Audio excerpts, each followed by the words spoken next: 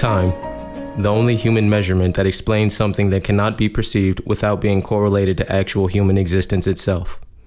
Seconds, minutes, hours, days, years, decades, millennia, all are simply meaningless human quantities that we use to comprehend a concept that is far beyond the capacity of comprehension itself. The measurement of time, how time is spent, and how time relates to the human experience is a concept that cannot be defined in any human quantity. Rather, it encompasses the quality and quantity of the human experience as a whole. For who would know time better than time itself, a genderless, raceless, classless entity that governs the fate of all but is accepted by only a few? Love is a connection. A bond so overwhelming it can be daunting. It can be magic, and it can also be ruin. Whoever warned us about the pain that love could cause? Who warned us about what people are willing to do, willing to endure for love? No one told us how caged in we could feel in our own bodies, how much it would hurt to breathe. The Las Vegas Strip is a monument to sin. Decadence runs through its veins. The neon lights, like synapses firing off in the pleasure centers of the brain. They light the way through the darkness. Las Vegas will take you in.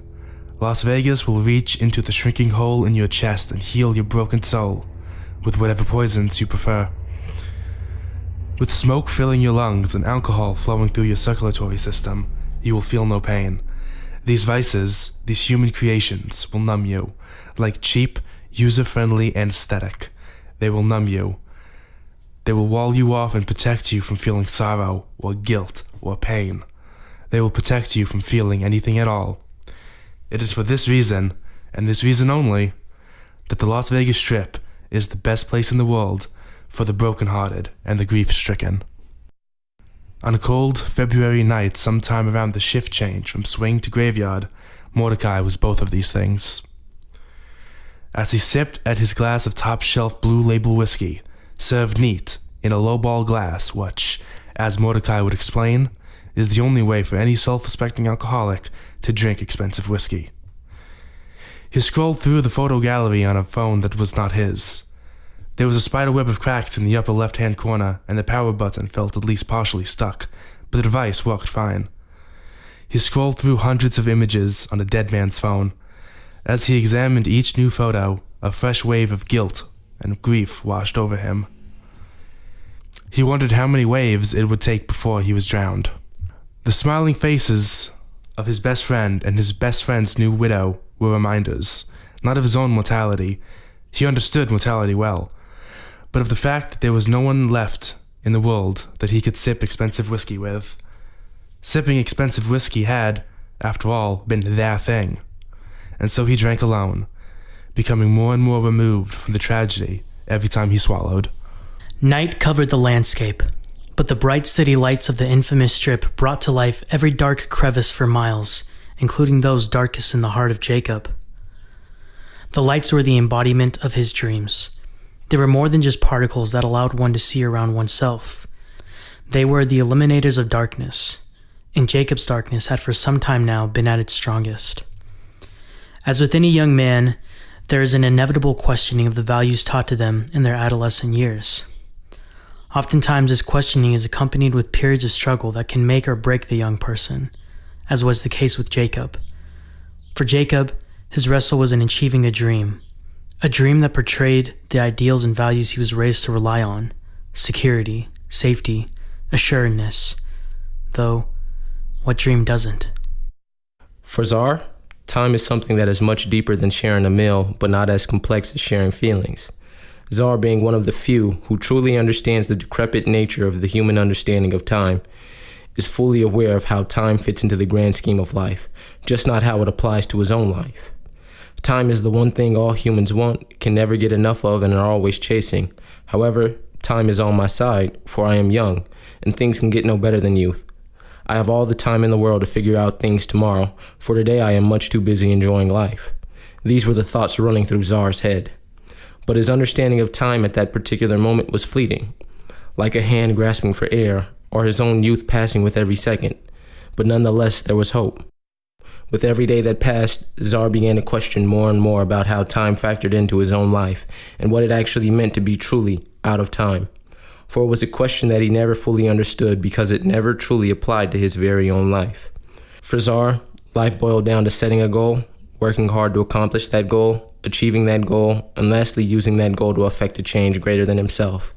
It was his desire from a young age to effect a change so meaningful that time itself would have to honor his very own existence for millennia to come. Czar simply wanted to be remembered past the futile accomplishments that came hand in hand with his own desire. Czar wanted to pass into a realm that would bestow upon him the title of legend or myth. At her happiest, she could just see him, and with that smile, it would feel like she was a flower being watered. The bruises on her body were still too fresh for him to be begging back into her life. Making sense of what happened had left her more lost than ever. She couldn't remember ever feeling so empty. She walked down the Las Vegas Strip with no aim or purpose. Her name was Emma, and after suffering 3 years of emotional and physical abuse from a boyfriend she claimed to love, her family and friends made her stop seeing him when alerted to the situation. Emma was a smart girl, and knew that it was the right thing to do. She knew their situation would only get worse. She knew he would not change, that nothing would. She had made a home in that inundated house, and it was terribly agonizing. It was a hard thing to leave someone when you were still in love with them. She just wished she had ended the relationship on her terms. She needed closure. She needed to see him. By the time the cell battery was dead, he had finished his 5th drink. Or was it his 6th? Midnight was a long distant memory when he slid a messy stack of bill towards the unsympathetic bartender. "You need me to call someone? Maybe a cab?" recited the bartender. No, I'm not driving. I need some air." Mordecai's voice was weak. "All right, you have a good night, buddy." A good night. Is that what this was? He had lived through a lot of good nights over the past 20 years. Peter had lived through a lot of good nights as well. And one that he hadn't. A fresh wave, still no drowning. The night air was cool against the flushed skin of Mordecai's face. He vaguely realized he was still dressed, from head to toe, in black. The same expensive black suit he had worn to Peter's funeral. Had that really only been 12 hours ago? A few steps down the street, stagger, a few steps more, a fresh wave of grief, stagger, a few more steps. He made his way down the boulevard in this manner, and began to wonder if those waves of grief would ever be enough to drown him. The sun would be rising soon. Or would it? Does the sun still rise? A guitar case lay on the floor to his right. The strap ran across his left shoulder and down his back, each side of it connecting to opposite ends of the acoustic instrument. This was the 1,000th night in a row Jacob had endeared the hundreds of unnoticing passerbyers. The 1,000th night he had laid down his voice and skill unadulterated to crowds of strangers who would judge and mock. Yet he continued to do so for that one stranger, perhaps two, given a lucky evening, who would stop and stare. It's what his soul thrived on. Prior to the evening, Jacob had come to an unsettling decision. This night would be the end of his musical endeavors.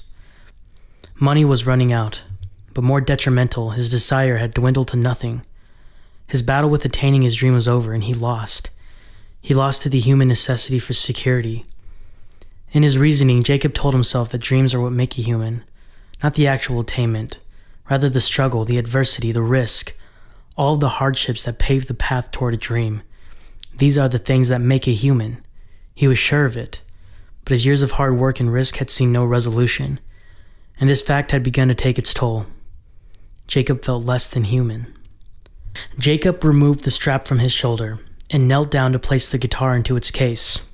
He paused for a moment, then stood up fully erect and turned his eyes to the lights he once looked to as the realization of his dreams, but now viewed as nothing more than particles. He adjusted his gaze straight ahead and walked. As Jacob made his way through the crowds of people, so completely unaware, so oblivious to the emotional wreck of his being, a tear made its way out of his eye and down his cheek. While out on an early morning run, Czar came across a figure that was so intriguing. He had no choice but to observe this figure that unknowingly would change his very existence. Czar passively lay against the wall as if he were a shadow on the alleyway, quietly observing the figure pacing back and forth, back and forth, back and forth. After silently observing the figure for some time under the night sky, Czar could not help but wonder what it was that intrigued him so. A few moments had passed, and yet still, Czar was puzzled by what exactly he saw and what it was making him feel. The idea that someone else could make Czar feel so much empathy, and let alone a person that he did not even know, was something far too unfamiliar to Czar. Perhaps it was simply some out-of-this-world entity expressing to Czar that he should find that raggedy figure and offer him some assistance. He decided to assemble a package of food and miscellaneous items to give to the figure. How am I supposed to go on when everything reminds me of him, she thought.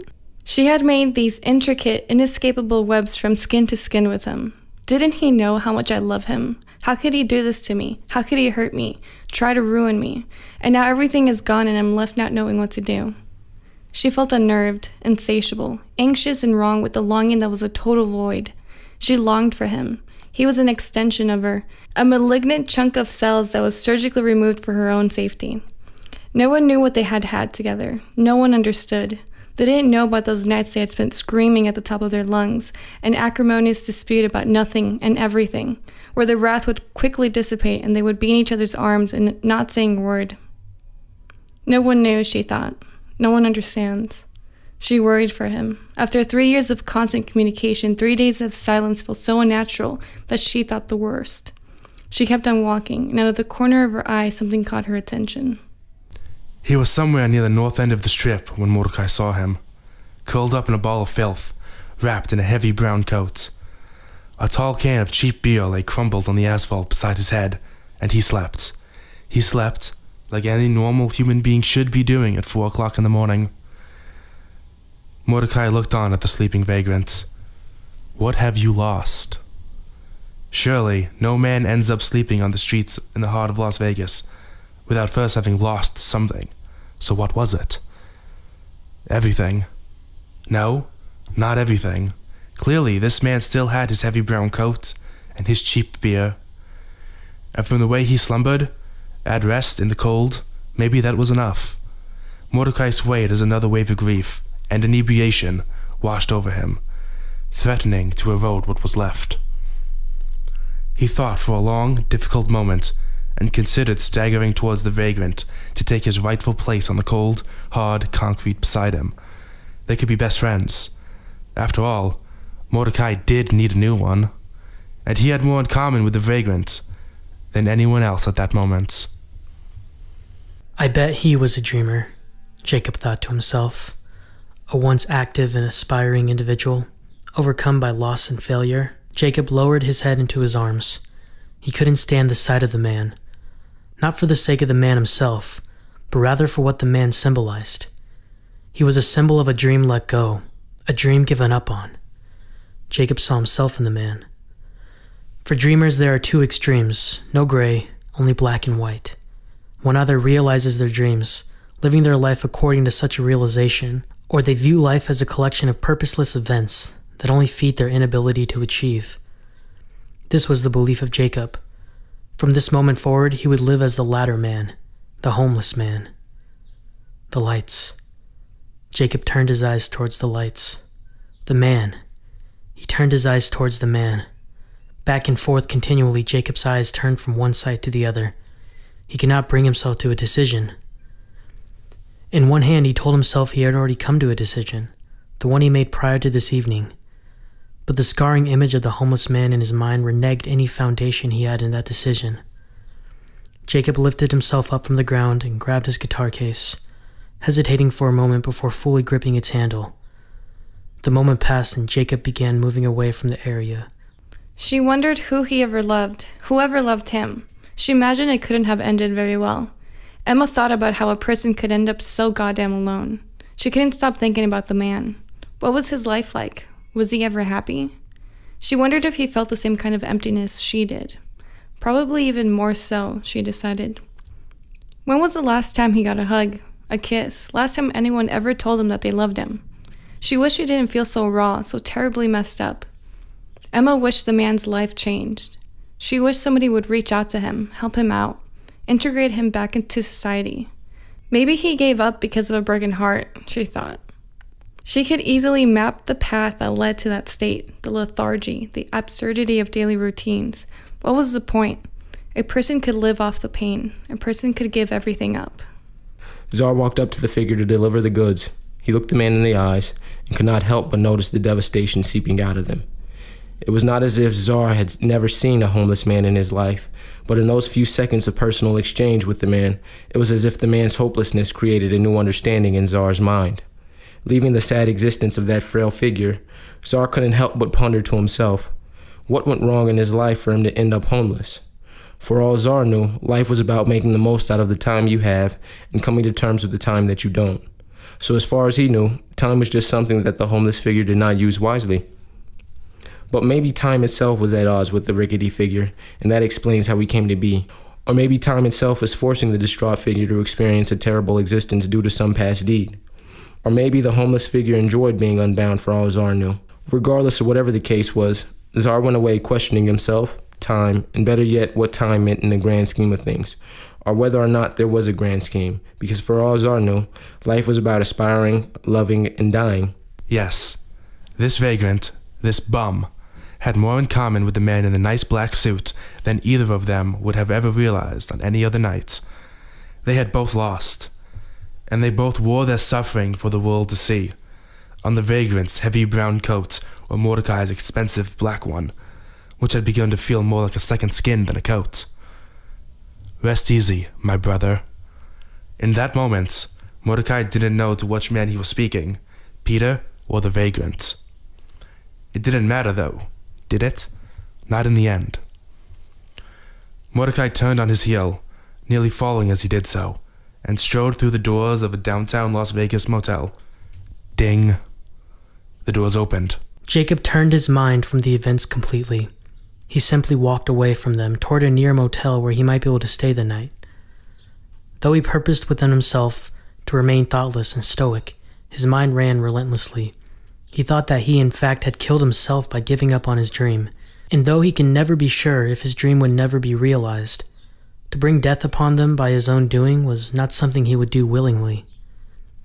He arrived at the 2-story motel and checked in at the front desk and arranged to stay for an undesignated amount of time. Jacob felt the world was in the palms of his hands. His dreams were bigger than life. His aspirations guided every step. Jacob was a dreamer.